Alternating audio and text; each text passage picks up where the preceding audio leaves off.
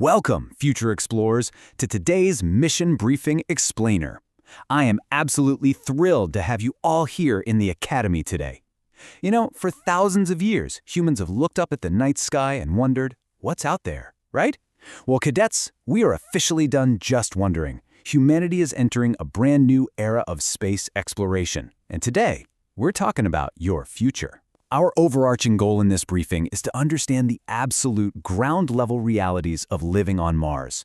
We're moving way past the science fiction today and looking directly at the science facts. Okay, let's dive into this. Here is your briefing itinerary for the day. First up, we have our inherited legacy. Then, the physical toll and hazards. Third, survival protocols. And finally, number 4, civilization building. By the end of today's explainer, you need to have these mastered.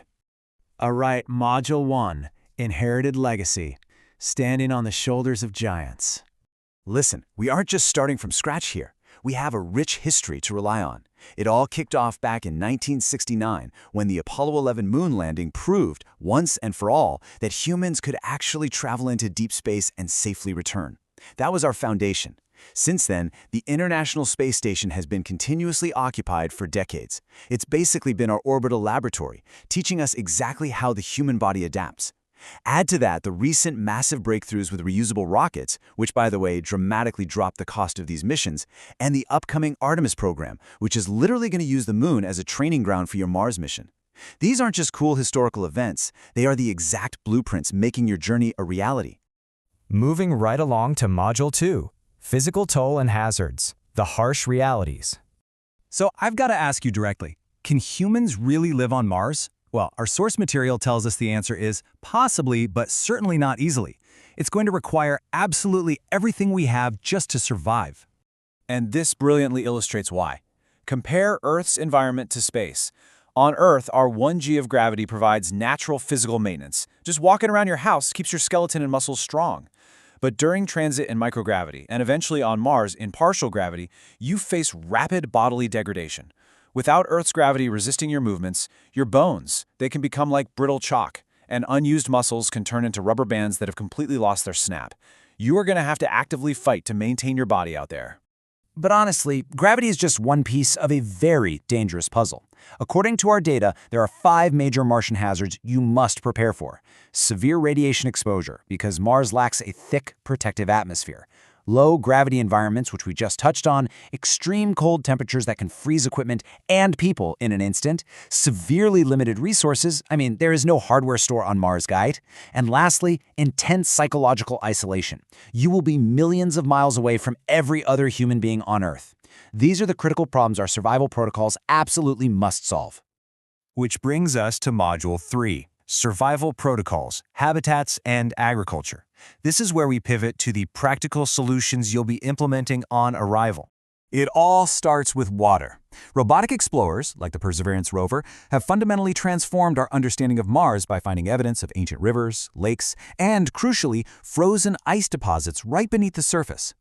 This water has 4 vital survival uses for us. We need it for drinking, obviously.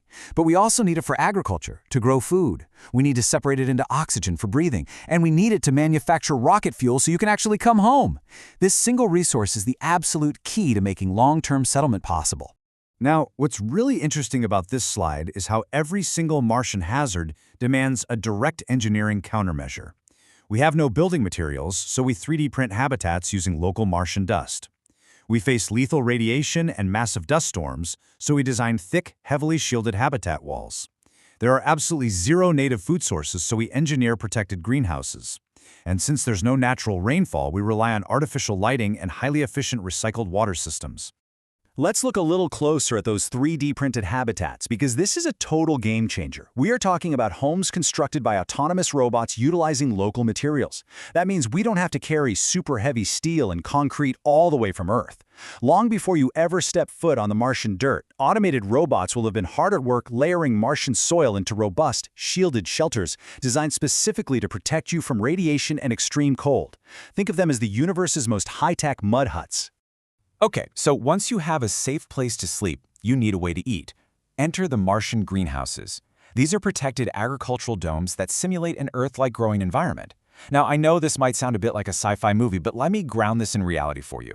Astronauts on the International Space Station have already successfully grown and eaten vegetables in space. You'll be doing the exact same thing, utilizing advanced artificial lighting and heavily recycling literally every drop of water to maintain a sustainable food supply. All right, on to Module 4, Civilization Building, from Outpost to City. We're looking at the long-term vision now. Let's move to the phase map and see how this builds. This civilization evolves over time in 3 distinct phases. Phase 1 is your mission, establishing small scientific outposts. You are setting up the initial footprint. Phase 2 sees those outposts developing into self-sustaining communities, where we rely a lot less on supply ships from Earth and more on our own Martian agriculture and manufacturing. And Phase 3 is the ultimate goal, building permanent interplanetary cities. Many scientists believe that within this century, future generations may actually be born on another planet. Your initial outpost is laying the vital groundwork for that entire civilization. Cadets, humanity's journey into space has really only just begun. What once seemed completely impossible, walking on the moon, living in orbit, exploring Mars with rovers, is rapidly becoming our everyday reality. I want you to remember this really powerful takeaway. The future is not just on Earth. The future is among the stars. You are the pioneers of a truly interplanetary civilization. So as we wrap up today's explainer, I want to leave you with one final thought to ponder while you prepare for launch. When we finally do establish our first permanent city on Mars, what will our next giant leap into the galaxy actually look like? Dismissed, explorers.